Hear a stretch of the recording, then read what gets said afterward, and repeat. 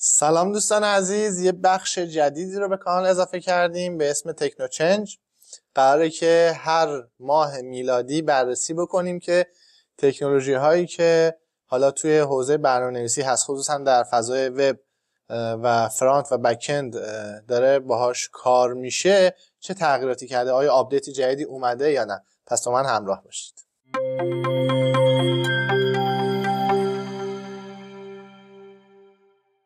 من عرفان عطارزاده هستم، برنامه‌نویس و طراح وب. اینجا دوپینگ برنامه‌نویسی. خیلی خوشحالم که داری این ویدیو رو می‌بینی.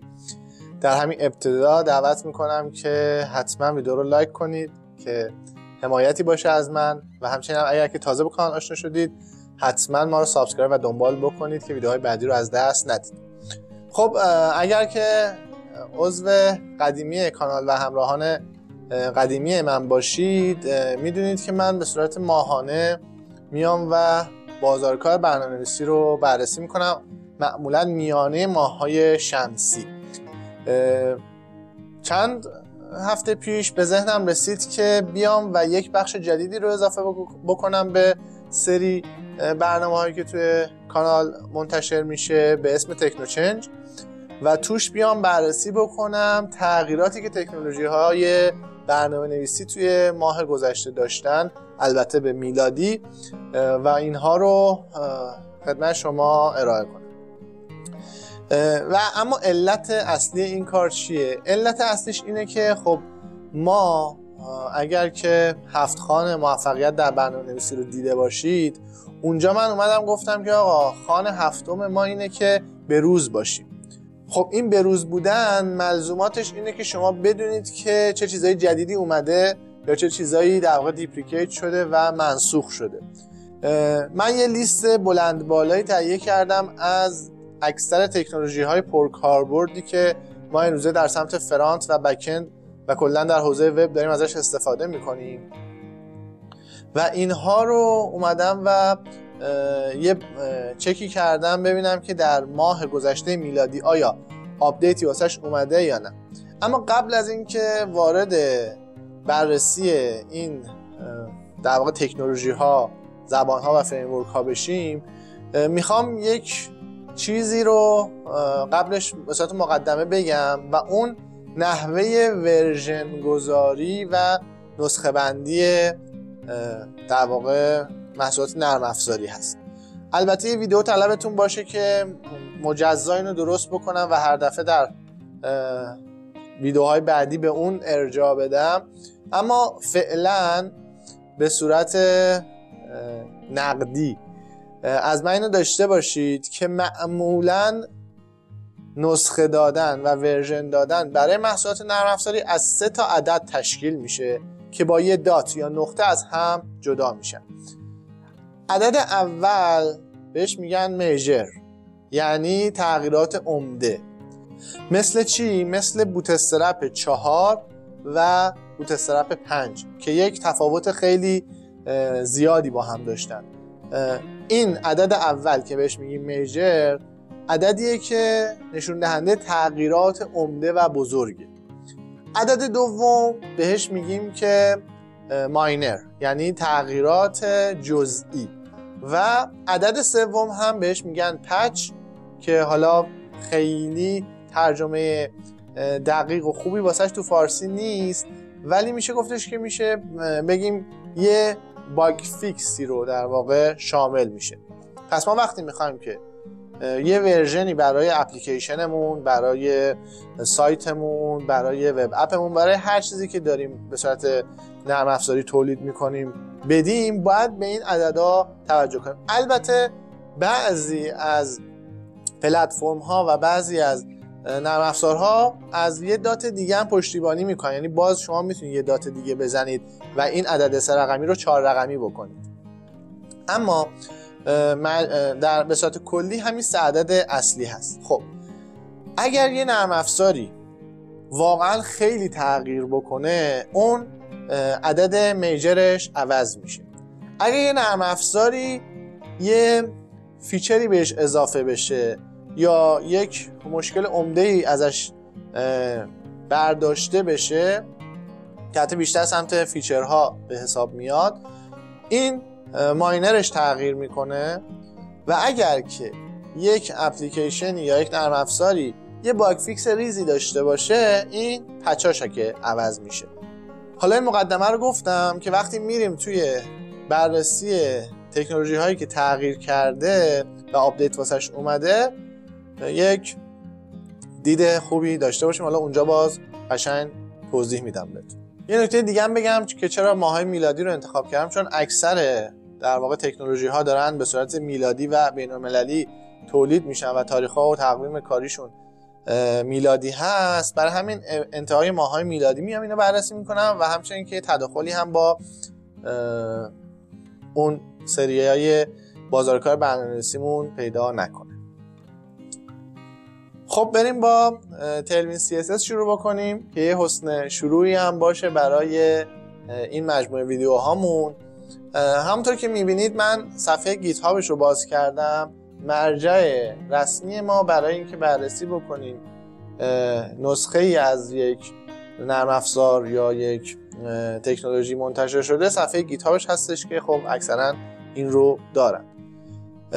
اینجا وقتی توی بخش ریلیز هاش میاد توی گیت هاب، حالا من اینو نشونم بدم یک بار برای دوستانی که نمیدونن از کجا وارد این صفحه بشن، خودتون بعدا خواستید بررسی بکنید. خب به ریپوزیتوری گیت هاب اون پروژه میایم که خب قطعا لینکش توی سایت رسمیش هست. میاد این پایین یه جا داره نوشته ریلیز ها و آخرین نسخه رو نوشته. اگر روی این باقی ریلیزاش هم سلکت بکنید و کلیک بکنید لیست همشون رو میاره. یعنی اگه من اینو برم پایین میبینیم که نسخه 3.3.7 2 هفته پیش منتشر شده و وقتی میام بالا میبینم که نسخه 3.4.0 هم برای 2 هفته پیشه. یعنی اینا یه نسخه دادن بعد نسخه نهایی رو بعدش منتشر کردن و این لیبل لیتستی هم که خورده یعنی آخرین نسخه‌ای که ما از این داریم. خب ببینیم چیا بهش اضافه شده. معمولا اینجا لیست تغییرات رو می نویسن. حالا اونایی که خیلی تغییرات بزرگ و مشخصی داشته باشه یه لیست ترتمیزی داره، بعضیشون هم نه خیلی ساده می نویسن. فقط من بگم از 3.3.7 رفته روی چی؟ 3.4. یعنی از 3.3 رفته روی 3.4. یه آپدیت چیه؟ ماینره، درست؟ یعنی جزئی. خب ببینیم چیا اضافه شده بهش. یه سری چیز اضافه شده، یه سری چیز هم تغییر کرده. گفته SVH و LVH و DVH توی در واقع دیفالت های هایت و مین هایت و ماکس هایتش اضافه شده. اگر یادتون باشه یه ویدیو من داشتم راجع به واحدهای اندازه‌گیری جدید در CSS که اون رو هم حتما ببینید. یه ویدیو کوتاه 10 دقیقه‌ای دانش خوبی بهتون میده برای اینکه بیشتر متوجه بشید که اصلا این چیه که به تیلویند اضافه شده. حذف رو اضافه کرده، یه سری متغیرهای حذف رو اضافه کرده که همون کار سودو کلاس حذف رو انجام میده توی CSS نویسی و سلکتورامون. تکست رپ رو یه تغییراتی توش ایجاد کرده. راجع به اوپاسیتی یه کارایی کرده که حالا من اینا رو چون ویدیو طولانی نشه دیگه روبروتون هست خودتون میبینید، خیلی نمیخوام وارد جزئیاتش بشم از اون جهت که تغییرات ماینره. اگه میجر بود بعد یه ویدیو جدا اصلا میساختم که آقا این ورژن جدید اصلا چیا داره، چه تغییراتی بهش اعمال شده. خب این هم از بریم سراغ بعدی. Node.js باز در ماه گذشته یه آپدیتی داشته به نسخه 21.5 که قبلیش 21.4 بوده، یعنی 21.4 بوده. این نسخه 21.5. این هم باز ماینره. تغییراتی که اعمال کرده اون تغییراتش که خیلی قابل توجهه رو اینجا جدا کرده، 3 تاشو.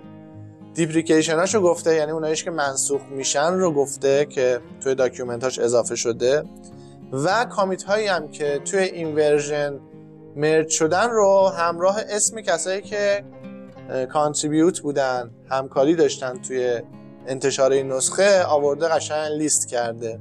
خب از این جهت که خب اسم افراد اومده کار قشنگیه، ولی خب تک تک کامیت ها خیلی فنی میشه دیگه، هر کسی خیلی علاقه‌مند باشه میتونه بره سراغش. و خب میدونید که پروژه های اینجوری همه اوپن سورس هن، شما میتونید به صورت رایگان تو شرکت بکنید، کمان که خود این تکنولوژی ها هم رایگان در اختیار همه هستن. شما به عنوان برنامه‌نویس میتونید مشارکت بکنید، البته که نیازه که یه سری تاییدیه ها رو بگیرید و خب فرآیند خاص خودش رو داره مشارکت در پروژه های اوپن سورس.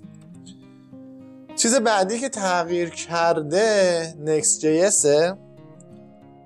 Next.js هم که در اوج محبوبیت خودش این روزها داره به سر میبره، در ماه گذشته ورژن 14.04ش رو منتشر کرد که قبلش اگه بریم پایین‌تر در واقع 14.03 هایی بوده که به اسم 14.04 کنری یا قناری منتشر می شده. یعنی الان اگه بیایم باز روی صفحه اولش، من صفحه 4 رو صفحه اولش که شما بیاید خودش میگه 14.05 کنری 33، یعنی داره روی ورژن 14.05ش کار میکنه و هنوز پری ریلیزه. خب یعنی انتشار نهایی پیدا نکرده.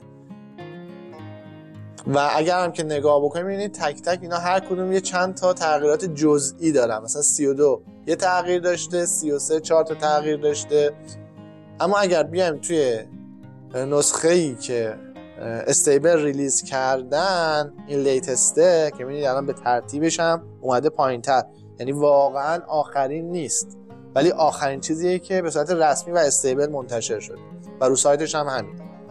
14.04 که تغییراتش رو می‌بینید اینجا کورچنج تغییرات در واقع توی هستش رو کامل نوشته که یه لیست خیلی بلند بالاییه، یعنی تجمیعی از همه اون تغییرات کناریاست. خب داکیومنتش هم تغییر داده. اینا خیلی زیاده، یعنی من الان به نظرم اگه بخوام بشینم اینا تک تک بخونم از روش 1 ساعت وقت میبره، خیلی نمیخوام بهش بپردازم. صرفا فقط میخوایم تغییرات رو یه مروری بکنیم، میخوام ببینیم چیا در ماه گذشته تغییر داشتن. خب بعدی رمیکس، یه فریم ورک برای بیلد سایت که شما میتونید که ازش استفاده بکنید، یه جورایی جنریت بکنه سایت رو و کد شما رو باندل بکنه. خب در واقع آپدیتی که داشته از 2.4.0 به 2.4.1 رفته و اینجا هم تغییراتش خودش اینجا نوشته که اگه بازش هم بکنیم یه سری رفع باگ هاست قاعدتا ما میدونیم چیزایی که پچ به حساب میان، عدد سومیان یا عدد چهارمیه، اینا دیگه مربوط میشه به باگ فیکس های خیلی ریز و جزئی. بعدی گتسبیه، اونم یک در واقع فریم ورک برای در واقع جنریت استاتیک سایت ها که اینم پابلیش رفته، از 5.12 رفته به 5.13 و میشه گفت نکته کلیدی این ریلیز کاستم ایمیج اند فایل CDN URL جنریتورز بوده که اگر روش هم کلیک بکنیم وارد سایتش میشه، قشنگ توضیح میده که در زمینه CDN کردن ایمیج ها و فایل ها چه تغییر میشه گفت جزئی رو ایجاد کرده، چون که از 5.12 به 5.13 تغییرات جزئی به حساب میاد. بعدی ریاکت نیتیو که اگر که باز نگاه کنید میبینید ترتیباش خود به هم ریخته است. اینجا 0.78 اینجا 0.73 که لیتستش و اون رسمیه این به حساب میاد که نسخه قبلیش 0.73 بوده، یعنی یه پچ بهش اضافه کردن و اگر همونطور که میبینید هم خیلی تغییرات قاعدتا باید کم باشه، چی رو فیکس کردن، چی رو تغییر دادن و چی بهش اضافه شده و میگم اونقدر هم تغییرات هم کمه هم خیلی به قولی بزرگ نیست که هم با یه نگاه میشه همش رو دید، همین که نیاز نیستش که مثلا اگه ما داریم با ریاکت نیتیو نسخه قبلی کار میکنیم اینو بیایم و آپدیتش بکنیم، مثلا نسخه جدید استفاده بکنیم یا اینکه بریم حتما یاد بگیریم که چی عوض شده. یه تغییر عمده ای نیست. بعدی Vue.js که از نسخه 3.4.2 به 3.4.3 تغییر پیدا کرده که اینم باز تغییراتش رو اینجا توی یه ریدمی جدایی نوشته، در واقع changelog.md با فرمت مارکداون که اگه روش کلیک کنیم باز میره تو جزئیاتش و اونم چون یه پچه خیلی جزئیه. اگه دقت کنید تا اینجا بچه‌ها ما تغییرات میجر که اصلا نداشتیم، ماینرام مثلا شاید چند تا توی اینها دیده شده. یعنی شما کنید ماه دسامبر انتهای سال میلادی که اکثرا بعد از این ماه وارد سال 2024 که میشن، خب تعطیلات هست، احتمالاً وقت کمتر دارن و وقت مناسبی برای ریلیز نیست. معمولا هم شما نگاه بکنید یه چند وقت که از ماه اول میلادی میگذره ما شروع میکنیم در واقع به دیدن ریلیز های میجر یا ماینر. خب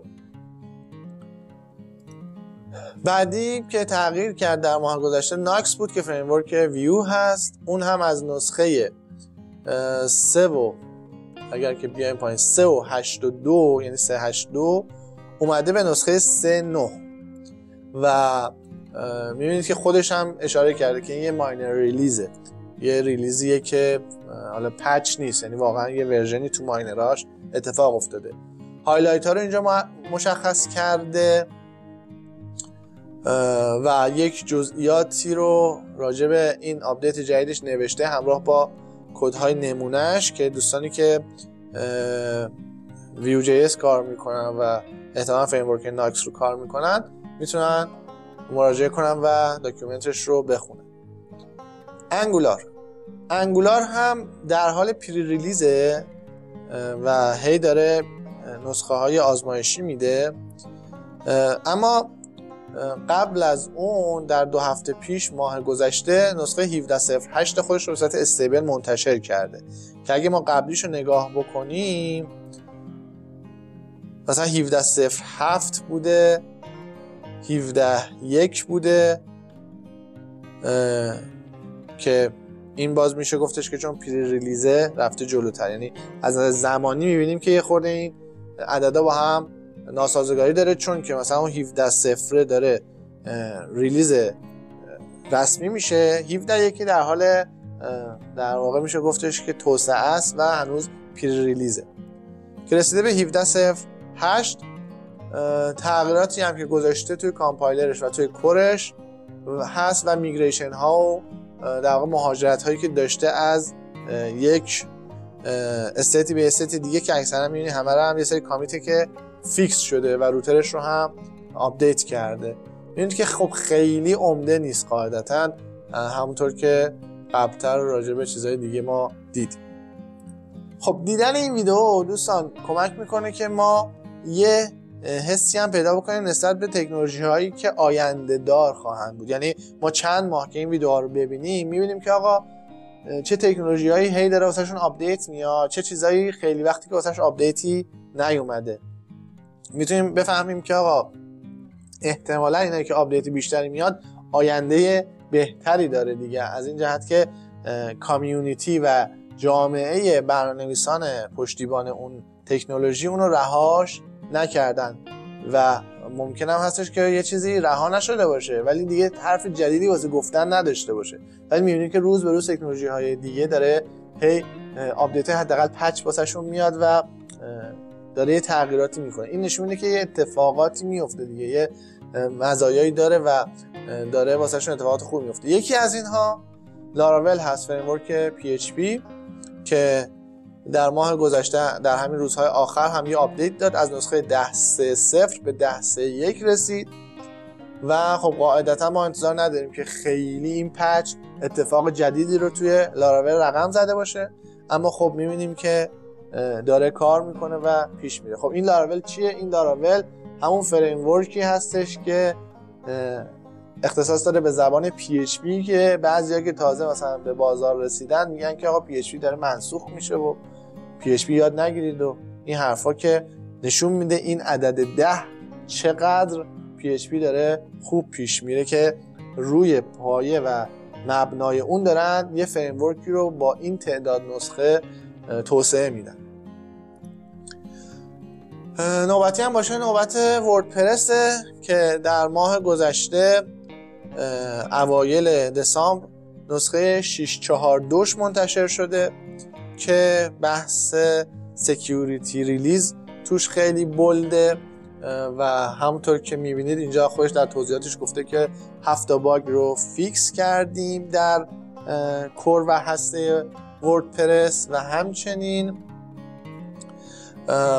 یک در واقع سکیوریتی فیکس هم رفتیم و پیشنهاد داده که حتما وردپرس خودتون رو ارتقا بدید به این نسخه. یعنی اگر از نسخه قدیمی تر استفاده میکنید مثل 6.4.0 6.4.1 حتما ارتقاش بدید، چون که این ریلیز یه ریلیز سکیوریتی و امنیتی بوده که برای محافظت از سایت شما در مقابل عوامل مخرب، هک و غیره در واقع میاد و محافظت میکنه. برای همین خیلی بولد اینجا نوشته که حتما به نسخه جدید ارتقا بدید سایت های خودتون. اگه سایت هایی روی وردپرس های نسخه قدیمی دارید حتما ارتقاشون بدید. خب میرسیم به متریال یو آی، فریم ورک محبوبی که دست ما رو باز میذاره که خیلی سریع یک سایتی رو بسازیم. کامپوننت های از پیش آماده رو در اختیارمون قرار میده. به نسخه 5.15.2 ارتقا پیدا کرده، قبلیش 5.15.1 بوده. در واقع یه پچ داده که همونطور که میبینید تغییرات اونقدر عمده نیست همونطور که انتظار داریم. یک سری تغییراتی که اینجا نوشته رو گفته و خب داکیومنتش رو هم که آپدیت کرده.